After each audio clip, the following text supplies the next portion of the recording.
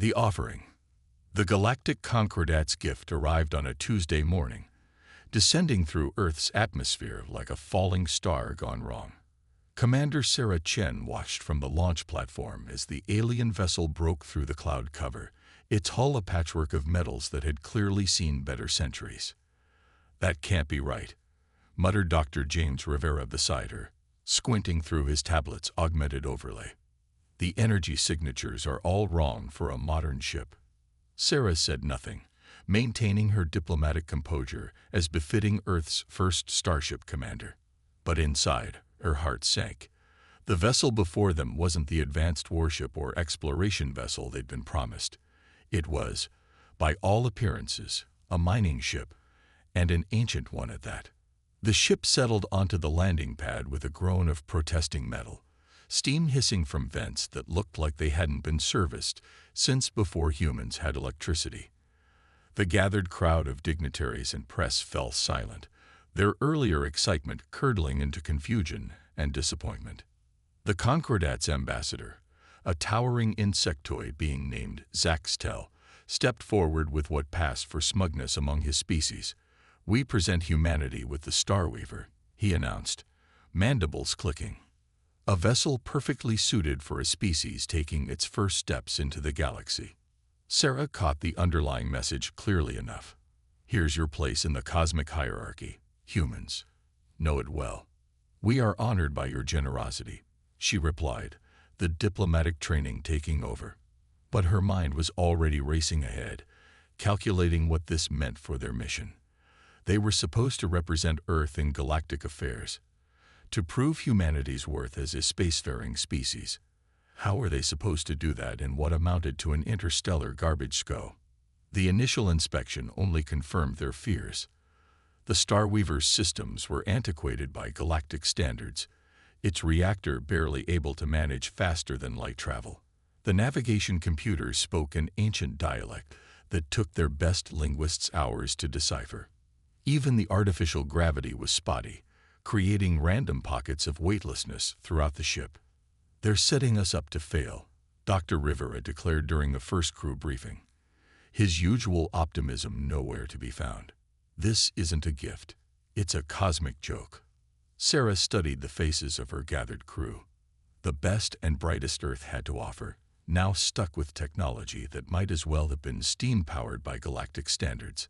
But she saw something else there too: determination, creativity, and that uniquely human ability to make the best of a bad situation. "Maybe," she agreed, "but jokes have a way of backfiring. The Concordat thinks they know exactly what this ship is capable of. I say we prove them wrong." The first hints that the Starweaver wasn't quite what it seemed came during the initial power-up sequence. Dr. Rivera and his engineering team had been working around the clock to understand the ship's systems, and they'd noticed something odd about the central reactor. "It's not just old," Rivera explained, pointing to readings that seemed to defy conventional physics. "It's different. The core isn't using standard antimatter containment. It's using some kind of crystalline matrix we've never seen before. And it's responding to us." Sarah leaned closer to the readouts. "Responding how?" "Watch this." Rivera placed his hand on the reactor housing and closed his eyes. The energy readings fluctuated wildly for a moment before settling into a pattern that somehow seemed more harmonious than before. "It's like it's learning from us, adapting to our presence. The aliens probably thought it was failing because it wasn't performing to their specifications, but I don't think it was meant to work for them at all." The implications were staggering. If the ship's technology was truly responsive to human interaction in ways the aliens hadn't anticipated, then maybe this wasn't the cosmic joke they'd thought. Maybe it was something else entirely. Over the next few weeks, as the crew prepared for their first official mission, more unusual properties of the Starweaver came to light. The spotty artificial gravity wasn't a malfunction. It was a highly sophisticated system that could be modified by human thought patterns. The ancient computer language wasn't primitive. It was poetic, responding better to creative interpretation than literal commands. "It's like the whole ship is an instrument."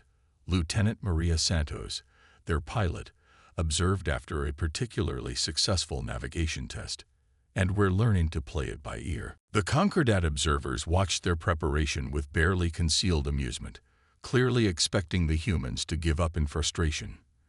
Instead, they watched as the crew adapted, innovated, and slowly began to unlock capabilities in the old mining vessel that nobody had thought possible. The night before their scheduled departure, Sarah stood in the Starweaver's observation dome, watching the stars through the ancient crystalline viewport. The ship hummed around her, but it wasn't the discordant groan they'd first heard. Now it was almost melodic, as if the vessel was singing to itself, ready to show them what humanity can do with a hand-me-down. Dr. Rivera asked, joining her at the viewport. Sarah smiled, placing her hand against the cool crystal. Under her palm, she could feel the ship's energy responding, harmonizing with her own determination. "They gave us this ship because they thought they knew its limitations," she said. "They never stopped to consider that maybe we don't see limitations the same way they do." The stars seemed to shimmer in agreement, and deep within the Starweaver's crystalline heart, something ancient and powerful began to wake up. Tomorrow, they would take their first steps into the galaxy, and Sarah had a feeling the Concordat was about to learn that sometimes the best jokes are the ones you don't see coming. Hidden potential. The Starweaver's first official mission was supposed to be simple: transport mining equipment to a Concordat outpost in the Arcturus system. It was busy work, the kind of assignment you'd give to an obsolete mining vessel, exactly what the aliens thought they were dealing with. 3 days into their journey, they discovered just how wrong that assumption was. Lieutenant Santos was the first to notice it during her night shift. The ship's navigation interface, which had initially appeared crude and limited, began responding to her intuitive corrections before she made them. It was subtle at first, minor course adjustments, small power redistributions, but soon it became impossible to ignore. "It's like it's reading my mind," she reported to Commander Chen. "Not literally, but it's learning how I think, anticipating what I'm going to do next." Dr. Rivera's engineering team reported similar phenomena throughout the ship. Systems that should have been operating at bare minimum efficiency were suddenly showing performance spikes that defied explanation. The crystalline reactor core, already unusual in its behavior, was now producing energy signatures that their instruments could barely measure. "The aliens think this is primitive technology because they tried to understand it through pure logic," Rivera explained during an emergency briefing. "But look at this." He pulled up a holographic display of the ship's energy patterns.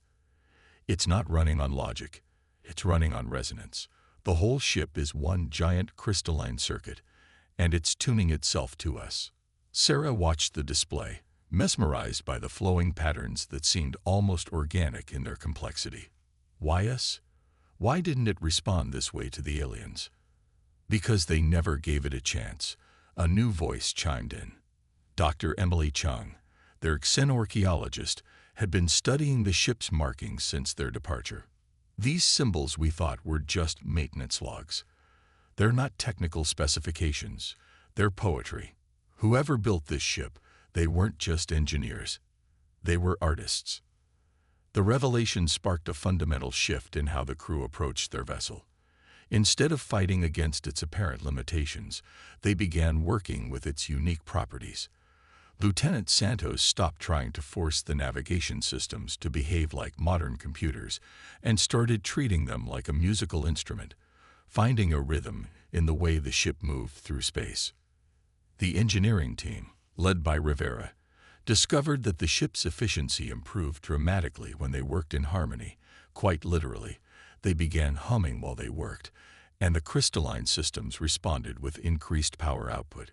Even the temperamental artificial gravity stabilized when they stopped treating it as a mechanical system and started thinking of it as a dance partner. But it was during an unexpected encounter with a micrometeoroid field that the Starweaver's true potential began to emerge. The ship's conventional sensors gave them barely any warning as they emerged from FTL travel directly in the path of a dense cluster of space debris. "Evasive maneuvers," Sarah ordered, But Santos was already moving, her hands flowing across the controls like a pianist in concert. The ship responded with impossible grace, its ancient hull singing as it wove through the deadly field of rocks and ice. "This shouldn't be possible," Rivera muttered, staring at the performance readings. "The structural integrity field isn't just holding. It's adapting, strengthening exactly where we need it, microseconds before impact." Sarah watched in amazement as the Starweaver danced through space, its movements fluid and precise in ways that defied its apparent age and design. The crew worked in perfect synchronization, their collective focus seeming to amplify the ship's capabilities. When they finally cleared the debris field, not a single scratch marred the vessel's hull. The Concordat observers aboard, who had been certain they were about to witness a disaster, were speechless. "How?" one of them finally asked. "This ship's specifications, its design, it shouldn't be capable of this level of performance." Sarah exchanged knowing looks with her crew. They had all felt it during the crisis, a deep connection with the ship, as if the Starweaver had become an extension of their combined will. "Maybe," she suggested, "you were measuring the wrong specifications." That evening, as the crew celebrated their survival, Dr. Chang made another breakthrough in her research of the ship's mysterious origins. "Look at this," she said, pointing to a section of text that spiraled around the reactor core. "It's not just poetry, it's instructions. The ship wasn't designed to be piloted by conventional means. It was designed to be awakened." "Awakened by what?" Sarah asked, though she was beginning to suspect she knew the answer. "By a species that understands that technology isn't just about logic and efficiency," Chang replied. "It needs creativity, intuition, emotion, all the things that the Concordat probably considers irrelevant to spacefaring civilization, all the things that make us human." As if in response to her words, the crystalline core pulsed with a new intensity, sending ripples of iridescent energy throughout the ship's systems. In that moment, Sarah realized that their simple transport mission had become something far more significant.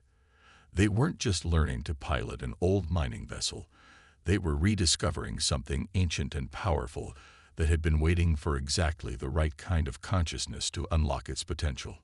The Concordat had given them what they thought was a joke of a ship. Instead, they might have inadvertently handed humanity the key to revolutionizing space travel itself. And they hadn't even begun to scratch the surface of what the Starweaver could do. First contact gone wrong. Their arrival at the Arcturus mining outpost should have been routine.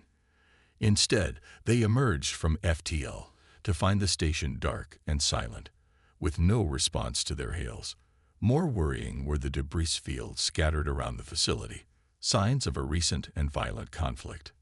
Multiple hull breaches detected in the station, Lieutenant Santos reported, her fingers dancing across the navigation interface.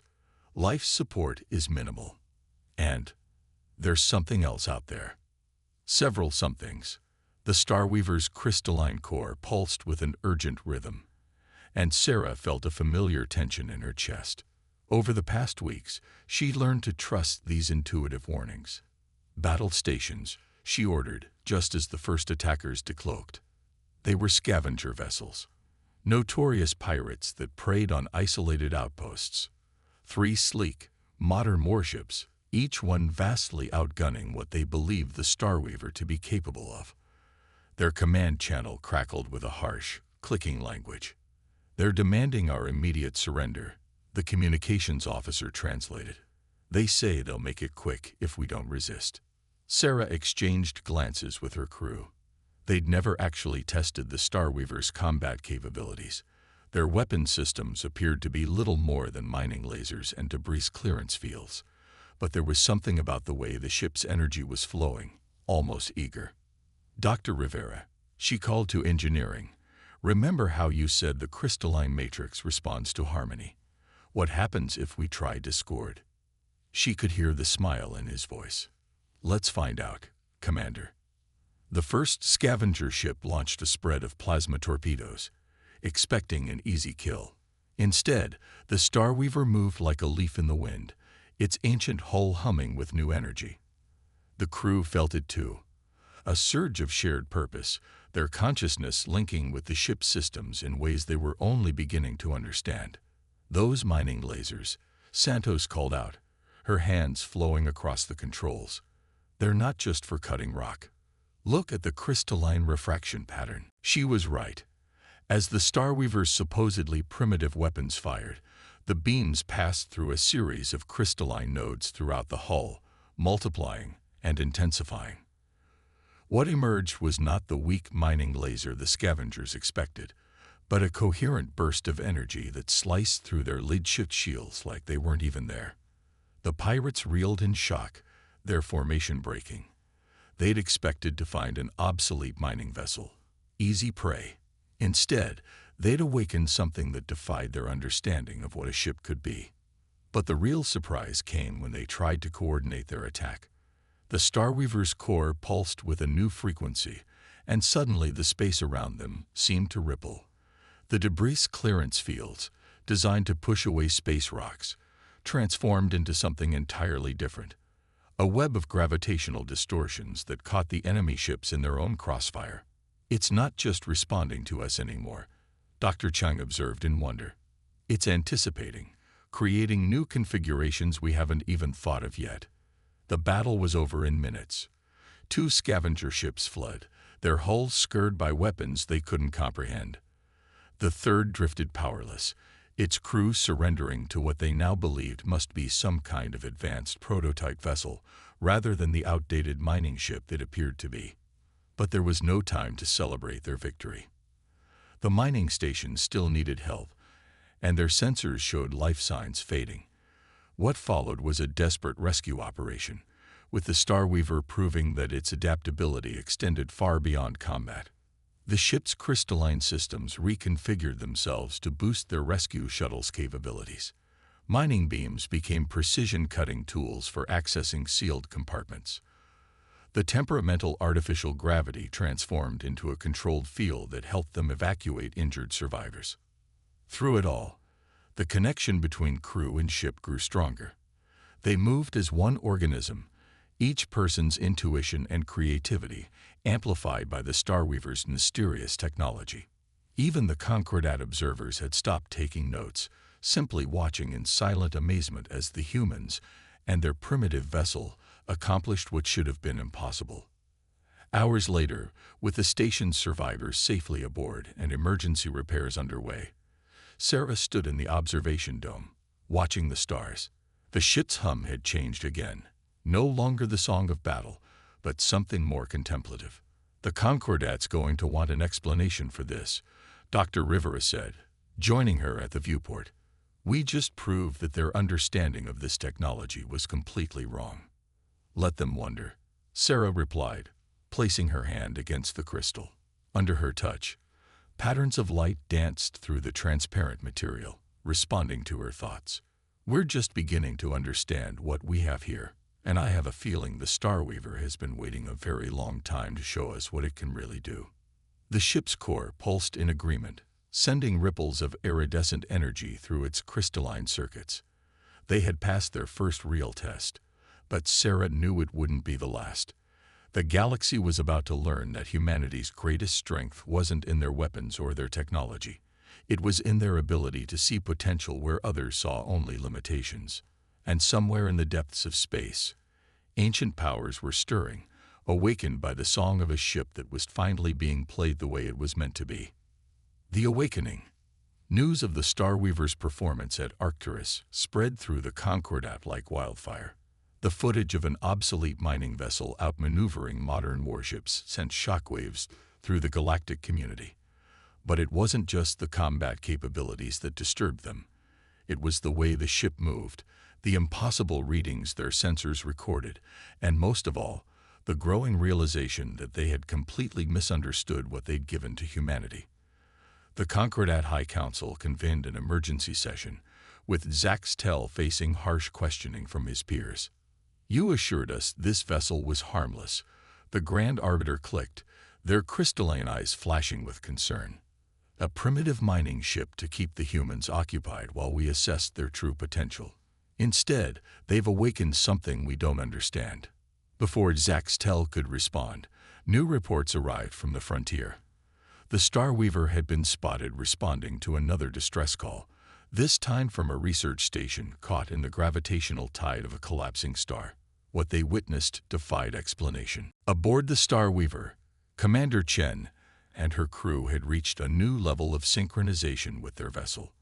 The ship's crystalline matrix no longer just responded to their thoughts. It anticipated them, extrapolated from them, created new possibilities they hadn't even imagined. As they approached the dying star, the ship's systems began to change. The hull itself seemed to shimmer, its crystalline structure extending and realigning. Dr. Rivera's engineering team reported that the vessel's energy patterns had evolved beyond anything they could measure. "It's not just adapting anymore," Dr. Chung announced, her eyes wide as she studied readings from the ship's core. "It's evolving. Every challenge we face, every creative solution we devise, the ship isn't just learning from them, it's building on them exponentially." The rescue operation proved her right. The Starweaver extended fields of crystalline energy that shouldn't have been possible, creating stable corridors through the star's deadly radiation. The ship's mining beams, which had previously transformed into weapons, now became tools for manipulating gravity itself. The original builders, Chung continued, her voice filled with awe. They weren't just advanced engineers. They were trying to create something that could grow, that could evolve alongside its crew. But it needed the right kind of consciousness to catalyze that evolution. The Concordat observers watched in silence as the humans saved everyone aboard the research station, using technology that by all their understanding should have been impossible. The ship wasn't just exceeding its specifications anymore, it was rewriting them. Back in Concordat space, the implications were causing panic among the more conservative members of the Council. They had assumed that giving humans an outdated vessel would limit their development, keep them safely contained while the Concordat evaluated their potential. Instead, they had inadvertently given them the keys to something far more powerful. "We're detecting similar energy signatures from other ancient ruins," one council member reported nervously. "It's as if the Starweaver is waking them up." The truth was beginning to dawn on them. The ship they had dismissed as primitive was actually a seed, planted by some long-vanished civilization. And humanity, with their unique blend of creativity, emotion, and determination, had proved to be the perfect soil for it to grow. Aboard the Starweaver, the crew was making discoveries of their own. The ship's database, which had initially seemed corrupted and limited, was revealing layers of information they had never imagined. But it wasn't presenting it in the logical, structured way the aliens preferred. Instead, it communicated through metaphor, through resonance, through patterns that required intuitive leaps to understand. "It's like the ship isn't just a tool," Lieutenant Santos observed during one quiet moment between missions. "It's becoming alive, and it's helping us become something more too." She was right. The crew had noticed subtle changes in themselves. Their intuition had sharpened. Their ability to work in harmony had reached almost supernatural levels. They could sense each other's intentions, anticipate needs before they were voiced.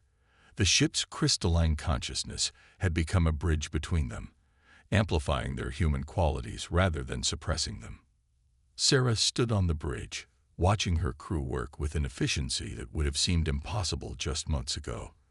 The ship hummed around them, its energy patterns flowing like music through the crystalline networks that now extended throughout its structure.